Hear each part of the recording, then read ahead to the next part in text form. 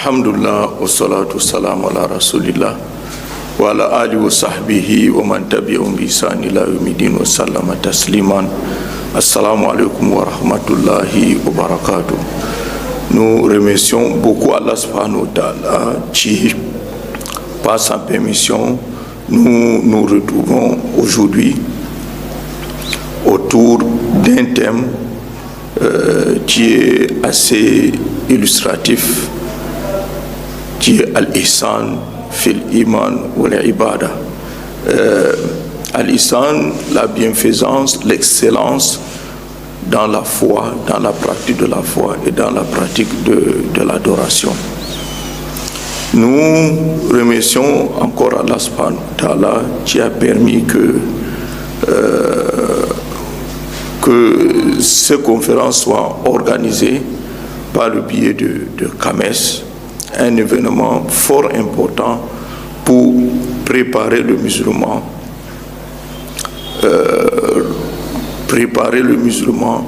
l'engager à faire un ramadan, Inch'Allah, réussi. Donc le but est quoi? Le but est la crainte révérentielle d'Allah subhanahu wa ta'ala. En ce qui nous concerne, sur ce sous-thème, l'excellence dans la spiritualité, foi et adoration, nous allons nous attarder d'abord sur les définitions. Ensuite, nous allons prendre l'angle sur le fait que la foi s'accroît et la foi aussi diminue. Ça peut diminuer jusqu'à perdre totalement sa valeur, qu'Allah subhanahu wa ta'ala nous en préserve. Pour les définitions, nous nous basons sur le verset, la sourate, Souratul Asr, qui est une sourate très importante pour le croyant, parce que cette sourate détermine les conditions de la réussite ici-bas et dans l'au-delà. Allah subhanahu wa ta'ala dit Bismillahir Rahmanir Rahim wal Asr innal insana lafi khusr. Allah jure par le temps en disant que l'homme très certainement est dans la perdition, le manque, l'échec.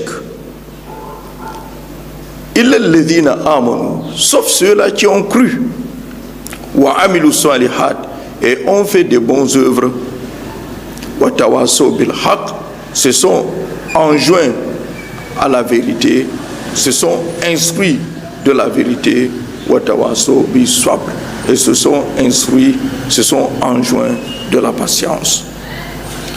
Voilà.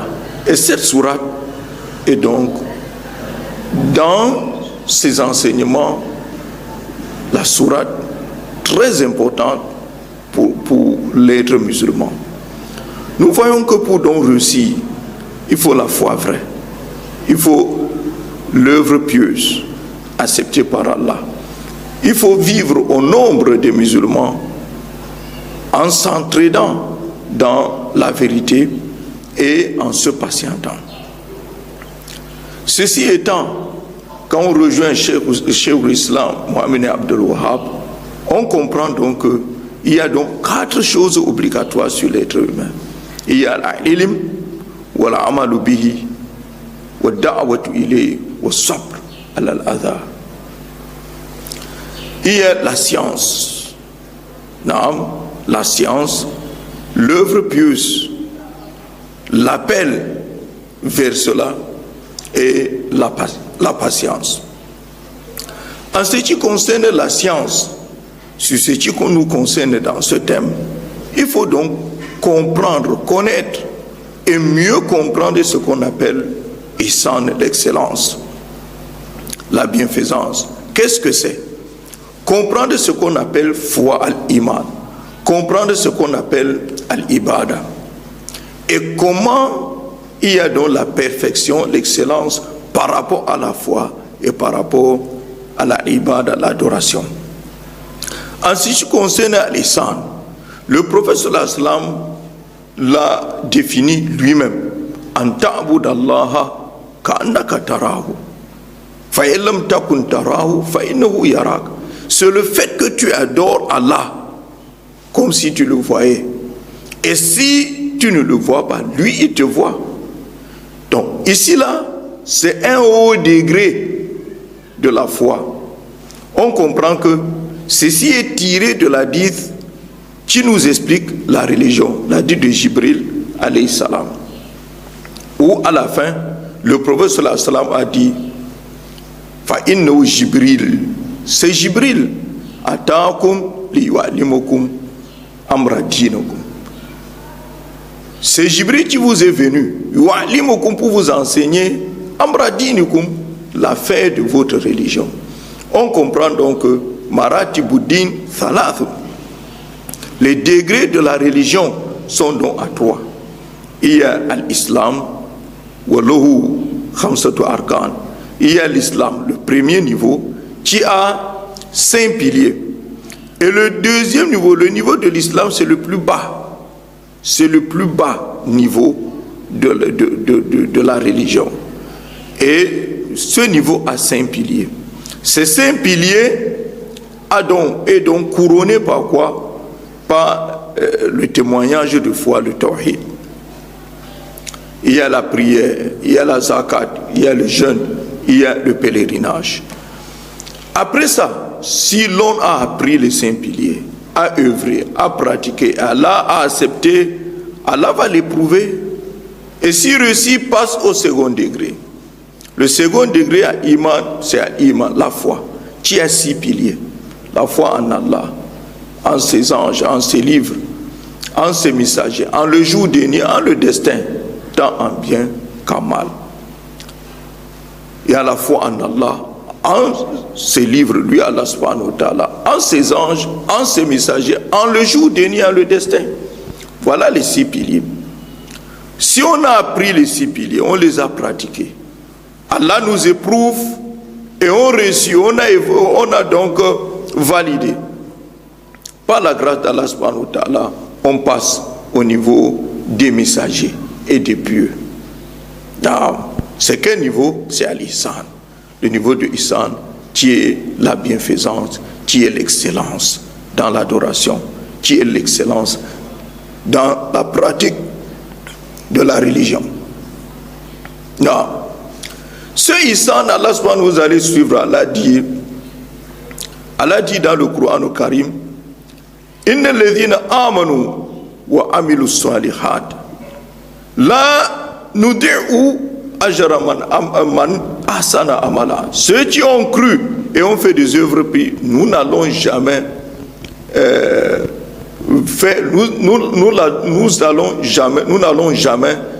là nous dit ajra man ahsana amala. Nous n'allons pas perdre, nous n'allons pas faire perdre, j'y arrive, la récompense de ceux qui ont parfait leurs œuvres. La récompense de ceux qui ont parfait leurs œuvres.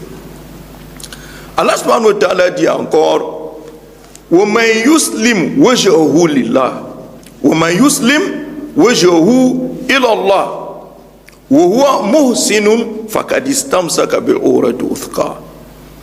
Celui donc yuslim wajhahu ila Allah, qui soumet sa face à Allah subhanahu wa ta'ala, qui se soumet à Allah sans complaisance, wa muhsin, alors qu'il est dans la perfection de ses pratiques, faqad istamsaka bil urwati wuthqa, c'est qu'il a saisi une lance solide, une corde la plus solide. Voilà. Donc, et quand le prophète sallallahu alayhi wa sallam dit Ka'annaka anta'budallah ka'annaka tarahu, ça c'est important. Ka'annaka tarahu, il est venu dans un hadith rapporté de Abi Huraira, Antaksha laha ka'annaka tarahu, c'est-à-dire que tu aies peur d'Allah comme si tu le voyais devant toi. Que tu aies peur d'Allah comme si tu le voyais devant toi. Ça c'est très important, très indicatif.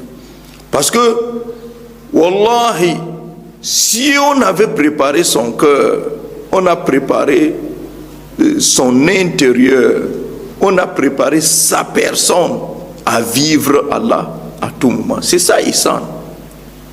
C'est ça ihsan. Tout comme quelqu'un devant l'autorité, devant le chef, devant son dirigeant, devant celui à qui on rend compte. Qu'est-ce que l'homme a tendance à faire? L'homme a tendance toujours à parfaire sa façon de faire. Il veut toujours être réglo, comme on dit très souvent. Non, il y a un hadith qu'on appelle hadith Haritha, al-Mashhour, l'hadith connu. Le prophète sallallahu alayhi wa sallam, quand bien on l'a rapporté Mursal, c'est un hadith Mursal. Le prophète sallallahu alayhi wa sallam qala lahu ya Haritha kayfa asbahta. Le prophète sallallahu alayhi wa sallam lui a dit, oh Harith, comment te retrouves-tu en cette matinée? Qala asbahtu mu'minan haqqa. Il dit, je me suis réveillé ce moment-ci un croyant vrai, en forme d'un croyant vrai. Qala unzur ma taqul. Lance un coup d'œil sur ce que tu dis. Fa inna li kulli qawlin haqiqatu. Fa inna li kulli qawlin haqiqatuhu. Donc, regarde sur ce que tu dis bien, parce que pour chaque parole haqiqatuhu, il y a sa réalité. Chaque parole a sa réalité. Pour dire que le prophète sallallahu alayhi wa sallam dit ainsi, pour demander à Haritha la réalité, le concret du fait qu'il témoigne qu'il est un vrai croyant. Donc, il dit, Ya Rasulallah, ô messager d'Allah, azaftu nafsi ani dunya. J'ai mis une barrière entre moi et la vie mondaine. Je me suis retiré de la vie mondaine. Now, fashartu layli, fashartu layli. Now, fashartu layli. Et j'ai veillé la nuit. Et dans ma nuit, je veille.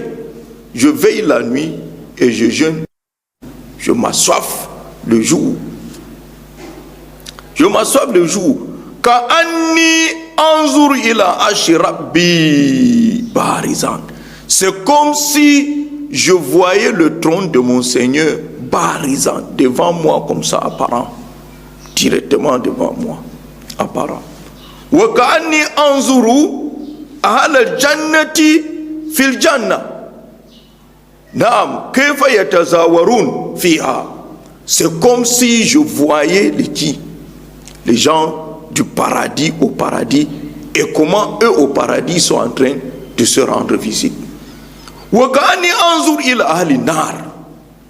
Et comme si je voyais les gens de l'enfer, et comment ils faisaient l'effort, ils étaient en train de chercher des moyens pour se défendre, pour s'aider. Ouais. Cette vision, cette vie de Haritha, qui vit de manière que il voit, c'est comme s'il voyait les gens du paradis à l'œil nu et les gens de l'enfer à l'œil nu. C'est ça la réalité de l'excellence. Si quelqu'un vit comme ça, est-ce qu'il pourra encore penser à un certain moment à faire ce qui ne plaît pas à Allah? Voilà quelqu'un qui est dévoué à plaire à Allah subhanahu wa ta'ala, comme le prophète sallallahu alayhi wa sallam le prophète sallallahu alayhi wa sallam expliquait dans un hadith, dhaqa ta'am al-iman, a goûté à la saveur sucrée de la foi. Man radiya billahi rabban, c'est quiconque agrée Allah comme Seigneur, naam wa islam dinan, et agrée l'islam comme religion, ou Muhammad sallallahu alayhi wa sallam nabiyan, et agrée le prophète Muhammad sallallahu alayhi wa sallam comme prophète. Non. Donc, nous disons, il faut donc craindre Allah, comme si on le voyait comme ça, là, comme s'il était devant nous. Comme c'est venu dans la dite de Bukhari, Allahu ahakku ahaku an yustahya minhu. Allah est plus prioritaire qu'on ait honte devant lui. Qu'on ait honte. Allah nous pourvoit de tout. Il nous a créé de la plus belle manière. Il nous encadre, il nous fait tout. On fait une bonne œuvre, il nous ajoute. Et on meurt encore, il nous donne le paradis. Vraiment, il faut qu'on ait honte. Qu'on se trouve devant Allah et qu'on fasse ce qui ne plaît pas à Allah. Une autre branche de la définition, si tu ne le vois pas, lui, Allah, il te voit. Il est avec vous partout où vous êtes. Allah le dit, quand mon serviteur me demande, Anni, pose le problème par rapport à moi. Fa'inni qarib, ce que je suis proche, j'exauce l'invocation de toute personne qui m'implore. Vous voyez, Fayastajibouli, qui répond aussi à mon appel. Croit en moi, afin qu'il soit guidé. Non. Allah subhanahu wa ta'ala dit dans un verset que je juge très indicatif pour ce sujet. Allah subhanahu wa ta'ala dit وَمَا تَكُونُ فِي شَأْنٍ. Tu n'es jamais dans une affaire. وَمَا تَتْلُو مِنْهُ مِنْ قُرْآنٍ. Et tu n'as jamais lu quelque chose du Coran. وَلَا تَعْمَلُونَ مِنَ عَمَلٍ. Et tu n'as jamais œuvré une œuvre, illa kunna alaykum shuhuda, sans que nous soyons témoins de ce que vous faites. Nous soyons présents, témoins de ce que il tufiduna fi, quand vous êtes en train de le réaliser. Quand vous êtes en train de le réaliser. Il y a une parole qui est venue dans un hadith authentique, où le prophète sallallahu alayhi wa sallam dit inna ahadakum idha qama yusalli, quand l'un de vous se tient pour prier, fa inna ma yunaji rabbahu. Écoutez, quand quelqu'un d'entre vous se tient pour prier, il se tient comme ça pour prier, ce que très certainement fa inna ma yunaji, ce que très certainement il est en train de converser exclusivement. Il est en train de converser exclusivement, secrètement, intimement avec qui? Avec son Seigneur. Si dans la prière on sent qu'on est en train de faire peut-être une prière de quelqu'un qui dit au revoir, on est en train d'exécuter une prière qui est sa dernière prière, on sait qu'on meurt après. Voilà, cet état-là, c'est l'état où on ressent qu'on voit Allah ou que Allah subhanahu wa ta'ala nous voit. Et atteindre cet état n'est pas une décision. Ce n'est pas une décision. Quand tu décides, tu dis bon, moi j'ai décidé dès aujourd'hui que je vais être à ce niveau-ci. Il faut donc apprendre ce qu'on appelle religion, apprendre le premier degré qui est à l'islam, apprendre le second qui est à l'iman, mettre chacun à son niveau en pratique et qu'on soit devant un savant qui nous encadre. Ça ne peut pas faire seul. C'est un travail de coaching. Il faut quelqu'un, tout comme le prophète sallallahu alayhi wa sallam avait un coach qui est Jibril alayhi salam. C'est comme le Sahaba avait le coach était le prophète sallallahu alayhi wa sallam. On ne peut pas vivre sans un enseignant. L'enseignant est là, il nous enseigne, il nous oriente, il nous encadre, on quitte d'une étape à une autre. Quand on fauche, il nous oriente, que quand on fauche, on fait comme ça. Ça c'est ainsi, c'est un travail de longue haleine, un travail de fond qui devait être fait. Vous savez, Allah subhanahu wa ta'ala dit dans un hadith qudsi, Ana ma abdi nam idha dhakarani wa taharrakat bi shafatahu wa taharrakat bi shafatahu. Allahu Akbar. Regardez à quel niveau nous sommes avec Allah. Allah subhanahu wa ta'ala dit, je suis avec mon serviteur idha dhakarani, quand il fait comment? Quand il se rappelle de moi. Et que ces deux lèvres, ces deux lèvres, taharrakat bi, bougent pour moi, bouge. Quand ça commence à bouger là pour moi, je suis avec mon serviteur.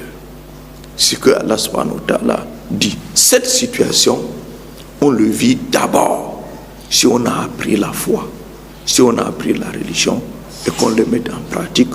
On passe du niveau de l'islam, on arrive au niveau de l'iman, on passe ce niveau, on arrive au niveau de l'islam.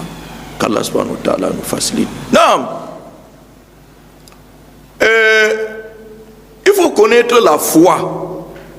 Et la foi dans ce sens est définie comme les Al-Sunnah ou Jama définissent. Al-Iman, tasdiqul qalb.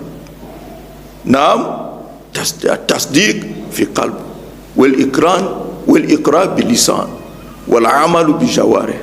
Yazidu bi-ish bi-ta'a. Wa yankusu bil-ma'asiyah. Voilà la définition des Al-Sunnah ou Jama du kalima al-Iman, de la foi. La foi est donc ce qui est confirmé dans le cœur ou par le cœur, c'est confirmé par le cœur, réitéré par la bouche et mis en pratique par les différents membres.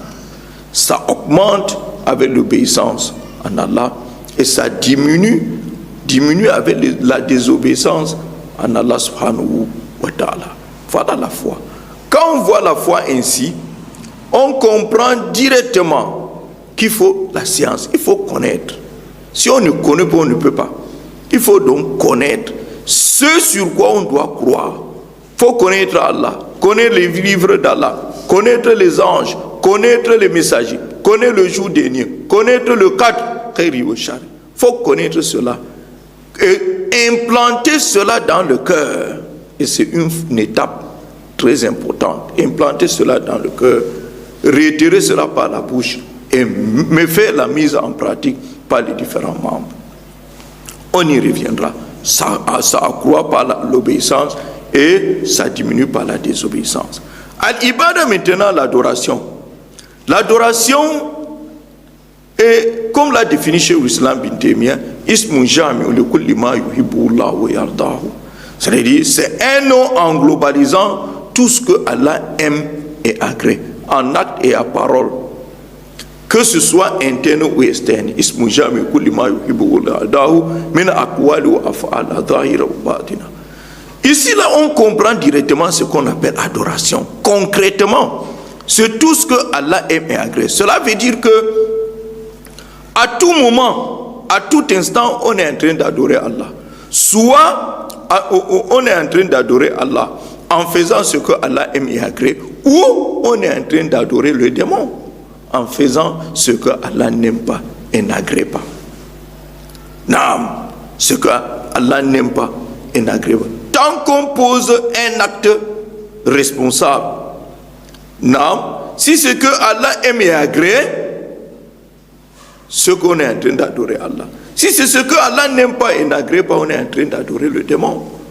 On doit donc se contrôler dans toutes les secondes, toutes les paroles, toute conception, tout acte, que dans cela. Qu'est-ce qu'on fait? On est en train d'adorer Allah ou on est en train d'adorer le démon. Si on fait ce que Allah aime et agrée, on est en train de l'adorer. Vous voyez que pour atteindre le degré de Ihsan, il faut être un bon savant.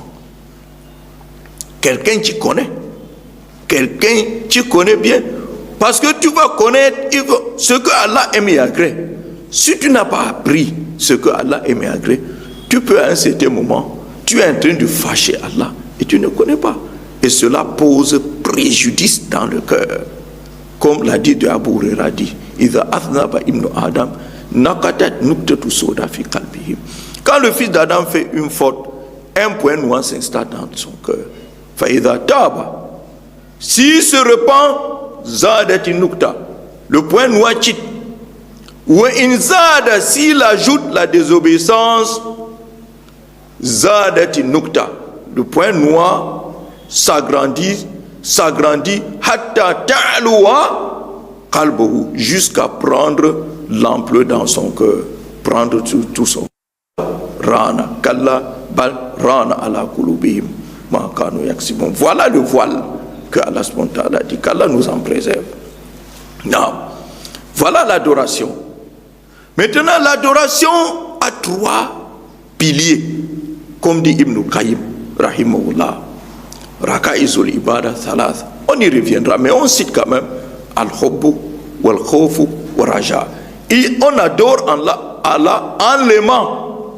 Vous savez, quand on aime, on suit, on se soumet. Combien de fois Allah, khaliqu kulli shay, wa ala kulli shay wakil, celui qui a créé tout et prend charge de tout ce qu'il a créé. Wallahi, l'amour d'Allah, plus on l'aime, plus on le suit, plus on l'apprend, plus on l'aime, plus on le connaît, plus on l'aime et on le suit, on lui obéit.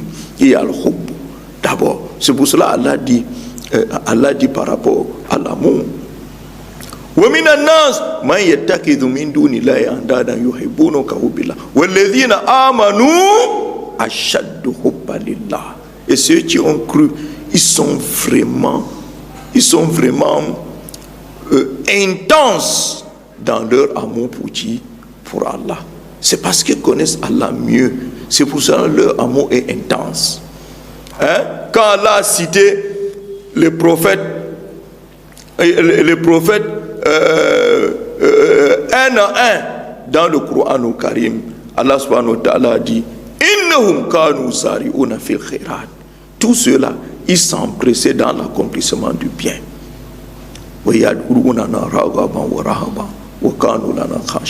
Et nous imploraient avec quoi? Espoir et peur. Et ils étaient tous soumis à nous. On comprend donc le raka'izul ibada salat. Les piliers de l'adoration sont employés. Il y a l'amour, il y a la peur, il y a donc l'amour, la peur, l'espoir. L'espoir. On adore Allah en l'aimant, tout en ayant peur de lui et espérant en sa miséricorde. Voilà les définitions. Maintenant, on revient, on doit voir d'où tirer tous ces éléments. Non, ma soeur, à dire, on ne peut pas atteindre l'excellence si les sources de référence ne sont pas propres. Il faut que les sources de référence soient propres. La foi, l'aqida, la croyance en Allah ont 3 sources. Ont 3 sources fondamentales. Nous avons Al-Qur'an, As-Sunnah, le Coran et la Sunna, la compréhension de nos pieux prédécesseurs. La compréhension de nos pieux prédécesseurs. Mina sahabati wa tabi'ina wa tabi'i tabi'in. Voilà.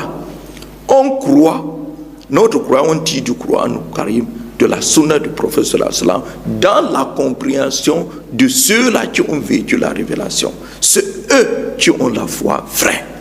Inna alladhina amanu wa hajaru wa jahadu fi sabilillah. Walladhina awu nasru ulaika humul mu'minuna haqqa.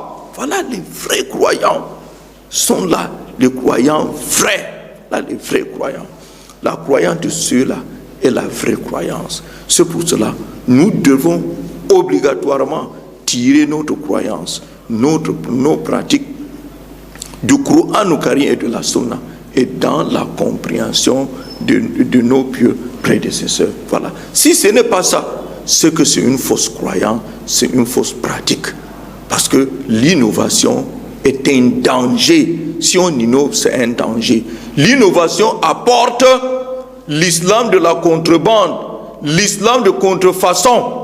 C'est pour cela qu'on dit, on croit, on pratique la foi, mais ça ne change pas nos cœurs, ça ne change pas nos habitudes, parce que les sources ne sont pas les sources vraies. Les pratiques ne sont pas celles qui sont vraies. Comment ça peut, les fausses données peuvent amener l'homme à être pieux, à être excellent, même dans la vie mondaine. Si là où tu te bases, tu t'appuies est faux, tu ne peux pas jamais exceller. Tu ne peux jamais exceller. Voilà ce que nous pouvons dire. Parce que dans ce chapitre, il y a plusieurs sectes égarés. Nous avons les Khawarij, nous avons les Mourjia, nous avons les Mu'tazila, qui sont égarés dans le principe de la foi parce qu'ils ont basé leur compréhension du Coran et de la Sunna par rapport à leur raisonnement. Le paramètre de la compréhension du Kitab ou Sunna, c'est plutôt leur raisonnement. Or, chacun raisonne suivant sa capacité. C'est ça qui pousse les gens à se diviser. Car la façon dont je comprends, c'est pas comme l'autre comprend. Si nous sommes à 5, c'est 5 compréhensions. Et voilà, 5 divisions. Qu'Allah subhanahu wa ta'ala nous guide et nous aide. Voilà, on est quitté de là. Il faut donc reprendre comme nous avons prédit, qu'on revient sur la foi. Et la foi, yazidu bita'a. La foi accroît avec quoi? L'obéissance. Et diminue avec la désobéissance. À partir d'ici, il faut donc connaître que pour que ma foi augmente, qu'est-ce que je devrais avoir comme croyance et pratique? Et tout cela va se baser surtout dans le travail du cœur. Parce qu'il faut travailler son cœur. Nous avons d'abord talabul ilm ash-shar'i. Il faut apprendre la science juridique islamique. L'islam, on l'apprend. Si le prophète lui-même a appris, combien de fois nous? C'est pour cela que tu vois dans le Coran, Allah est clair là-dedans. Innama yakhshallaha min ibadihi man al-ulama ou. Ne craignent véritablement Allah parmi ses serviteurs que les savants. Et les deux savoirs sont importants pour faire accroître la foi. Même la science mondaine fait accroître la foi du croyant. Parce que quelqu'un qui est un spécialiste en géologie, quand il va voir les miracles d'Allah sur la géologie, ça va faire à ce que lui craint Allah encore plus que celui qui ne connaît pas ce détail. Mais véritablement, la science juridique, la connaissance d'Allah, comment on va voir, ça ajoute la foi. Ça ajoute la foi. On ne peut pas craindre Allah sans la science. Prenons un autre exemple dans la science. Apprendre le Coran et sa lecture. Il faut apprendre le Coran. Vous savez, la lecture du Coran, c'est un lien direct, la conversation directe avec Allah subhanahu wa ta'ala. Les particuliers d'Allah sont les qui? C'est Ahlul Quran. Ahlul Quran, Ahlullah. Ce sont les gens d'Allah. Et ce sont ces particuliers. Quand tu lis le Coran, quand tu lis quand? Tu lis en comprenant, en méditant les sens. Celui qui fait la lecture simple, il n'est pas comme celui qui fait la lecture et comprend les sens. Surtout les sens comme ont donné nos salafs dans leur explication du Coran Karim. Il y a le Coran. Il faut donc comprendre apprendre le Coran Karim, lire le Coran Karim et comprendre ça. Ça ajoute la foi, ça ajoute la quiétude, ça ajoute la crainte d'Allah subhanahu wa ta'ala. Un autre élément, c'est la connaissance des noms et attributs d'Allah. Vous savez, dans la hadith, inna lillahi tis'a wa tis'ina isman. Allah subhanahu wa ta'ala a combien? 99 noms. Comme isman, mi'a illa wahida. Faman man ahsaha dakala jannah. Celui qui cerne cela accède au paradis. Par les noms et attributs d'Allah subhanahu wa ta'ala, on accède au paradis. C'est-à-dire on atteint le haut degré de la foi. Comment cela? Comme Ibn Qayyim a dit, il dit maratibu isa'i asma'illah subhanahu wa ta'ala alati man asa dakala jannah. Il a dit c'est combien? C'est 3 degrés. C'est 3 degrés. Al-matabatu ula isa wa alfaziha wa adadiha. C'est-à-dire le fait de cerner les noms, les tests, les expressions de ces noms et leur nombre. Les expressions et leur nombre. C'est-à-dire on connaît les expressions, on maîtrise les nombres. Deux maintenant, fahumu ma'aniha wa madululiha. Il faut comprendre ses sens et comprendre ce que ces noms indiquent. Parce que les noms d'Allah subhanahu wa ta'ala sont vivants. Ce n'est pas comme nos noms. On dit Muhammad Awal, mais il n'est pas Awal, il est peut-être dernier. Vous voyez, il est dernier. Il n'est pas Mohamed qui est devant, il est Mohamed qui est dernier. Non. Chaque nom d'Allah est vivant et induit à un nom praticable dans la pratique. Dans la pratique.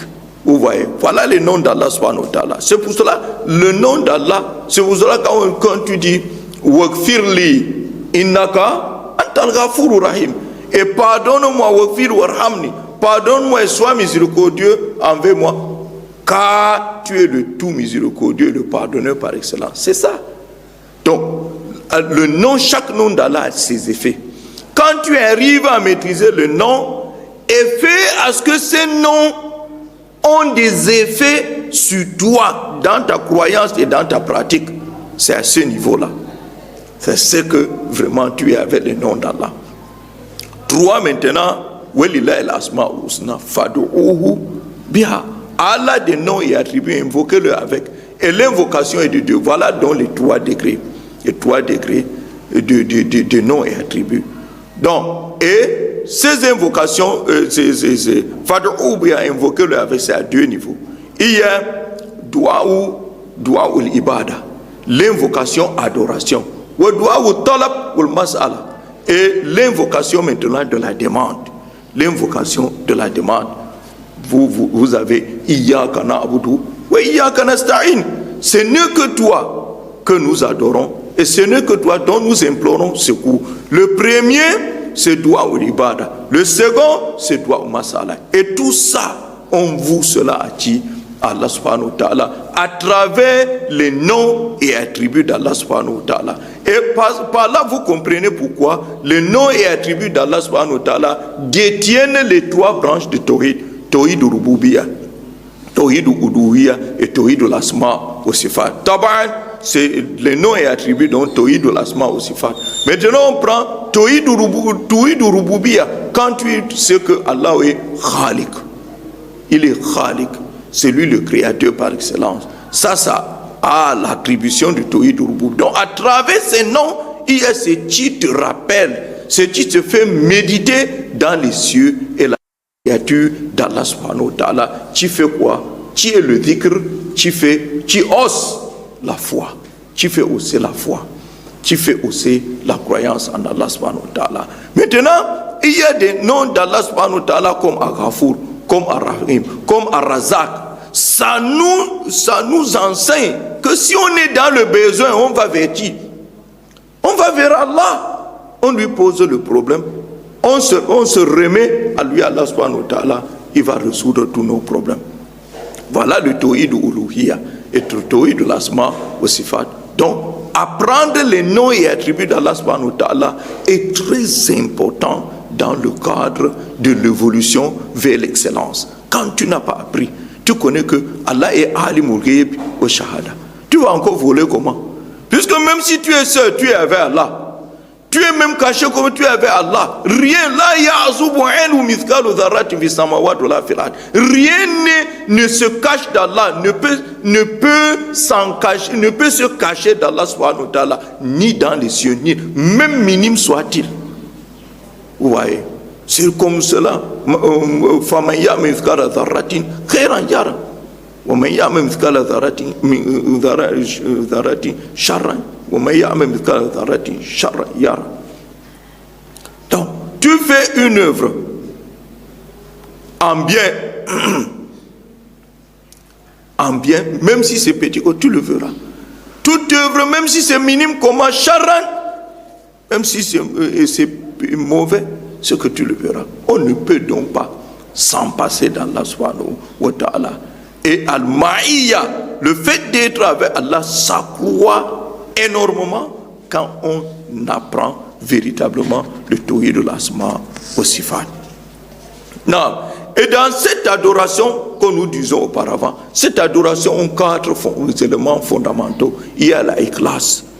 et à ikhlas, qui est l'ordonnance d'Allah subhanahu wa ta'ala. Wa ma umiru illa liya'budullah mukhlisina lahu ad-din.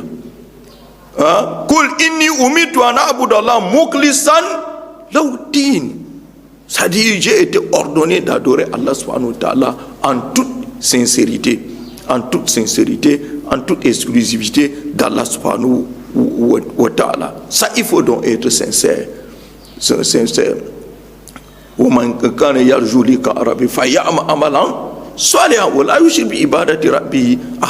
qui espère rencontrer Allah, qu'il adore exclusivement son Seigneur sans associer à l'adoration de son Seigneur quiconque. Deux, maintenant, il faut aimer Allah, comme nous avons dit tantôt. Et dans l'amour d'Allah, il y a l'amour d'Allah, l'amour du prophète, l'amour du Coran.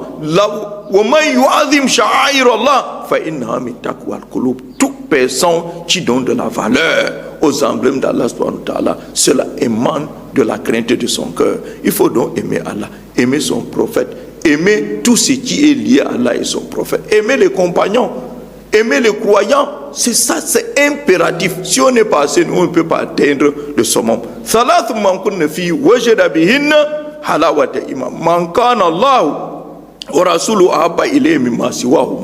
Celui que Allah et son prophète sont plus aimés auprès de lui que quiconque.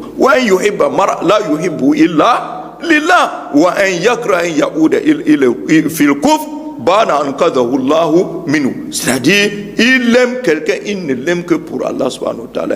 Et on déteste revenir dans la mécréance après qu'on en soit sauvé, comme on déteste être jeté dans l'enfer. Il y a cet amour qui est important. Et trois, maintenant, vous savez, quand on aime Allah, on aime son nom, on le suit. Si tu aimes Allah et son prophète, tu ne vas jamais faire un acte d'innovation. D'ailleurs même, tu vas toujours se poser la question de savoir si je suis avec Allah et son messager ou pas. Tu es toujours au nombre de croyants, comme Allah dit,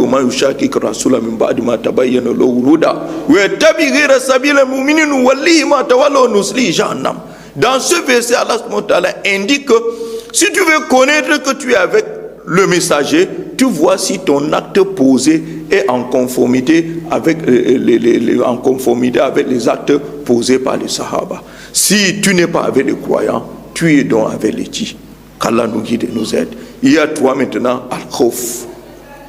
Al-Khawf ou Raja, comme nous avons déjà cité.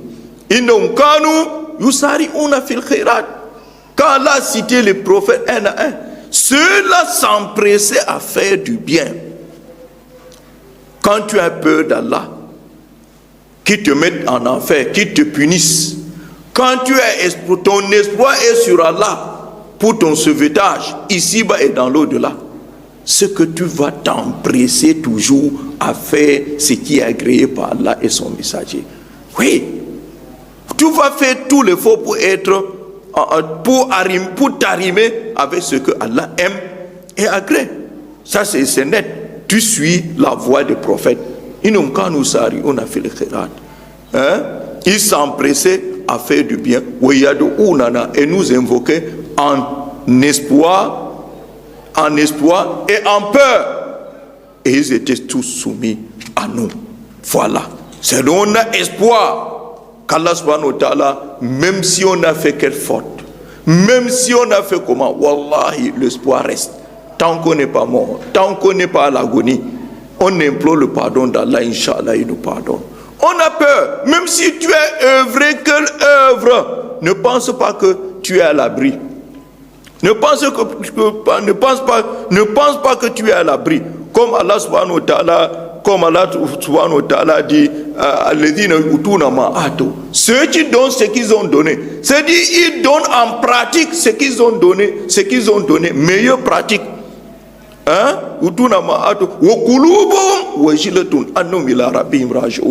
leur cœur est plein de peur. Pourquoi? Parce qu'ils vont rentrer auprès de leur Seigneur. Et le Seigneur, Allah va compter leurs œuvres un à un, avec les détails. Mais ça, c'est le lieu de crainte. C'est le lieu de crainte. Donc, voilà comment on doit vivre. Et respectons les engagements. Le respect des engagements est parmi les choses qui ajoutent la foi, parmi les qualificatifs de l'excellence. Voyez le verset de Sourate Al-Baqarah. Au milieu, Allah les qualifie par les qui?